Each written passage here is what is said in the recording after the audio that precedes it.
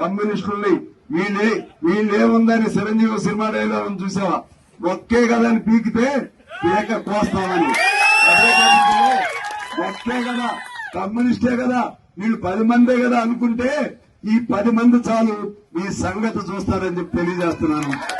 చాలా మంది అనుకోవచ్చు కమ్యూనిస్ట్ పని అయిపోయిందని. కమ్యూనిస్టుల పని అవ్వటం గాని, కమ్యూనిస్టులని అంతం చేయటం గాని, కమ్యూనిస్టులు లేకుండా చేయటం గాని ఎవరి వల్ల ఈ భూప్రపంచంలో కాదు, ఎవరి వల్ల కాదు. మా అయోధ్య లేడు, అయోధ్య ఉంటే వాళ్ళు సంతోషపడేవాడు. అయోధ్య లేకపోయినా ఇంతమంది 100,000 మంది ఉన్నారు. నేను లేకపోయినా ఉంటారు, మా కొమరయ్య గారు లేకపోయినా ఉన్నారు, గురు ప్రసాద్ గారు లేకపోయినా ఉన్నారు, రజబలి గారు లేకపోయినా ఉన్నారు, పార్టీ ఏర్పాటు చేసినటువంటి పోలీస్ కొండయ్య గారు, మైసా కొండయ్య గారు లేకపోయినా ఉన్నారు, వీరభద్రం గారు లేకపోయినా ఉన్నారు. ఉంటారు. ప్రజలు ఉన్నంత కాలం ఎర్రజెండా ఉంటుంది. ఎర్రజెండా ఉన్నంత కాలం పేదవాడి తరపునే నిలబడుతుంది. రేపు తెలపాకు కూడా వాళ్ళు ఏదో అనుకుంటున్నారు, ఓట్లు కావాలంటే కమ్యూనిస్టు స్నేహం. ఓట్లు అయిపోయిన తర్వాత ఇదంటారు చూసా, ఏడు దాటే వరకు ఓడ దాటినాక ఏడు దాటి మేమేం పెద్ద పదవులు కోరుకోవట్లేదు.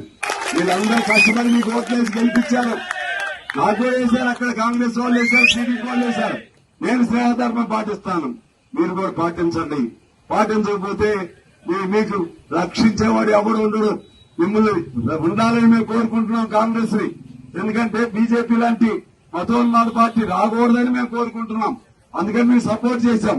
మీ పత్రం మీరే రాసుకుంటే, మీ పత్రానికి సంబంధించి మీరే దానికి శిలాపలకం తయారు చేసుకుంటే, దాన్ని ఏమంటారు, మీ శ్మశాన వాటికి ఉంటుంది శవపేటికను మీరే తయారు చేసుకుంటే మేమేం చేయలేం.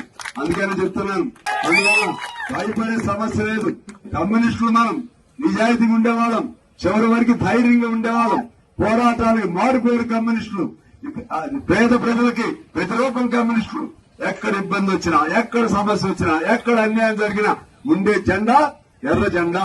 అందువల్ల రేపు భవిష్యత్తులో ఎక్కడో నాకు తెలవదు, అవసరమైతే పినపాకు కూడా పోటీ చేయాల్సి వస్తే మళ్ళా కూడా పోటీ చేయడానికి సిద్ధంగా ఉంటామని చెప్పి తెలియజేస్తున్నాం. మీ అందరికీ హృదయపూర్వక నమస్కారాలతో సెలవు తీసుకుంటాం.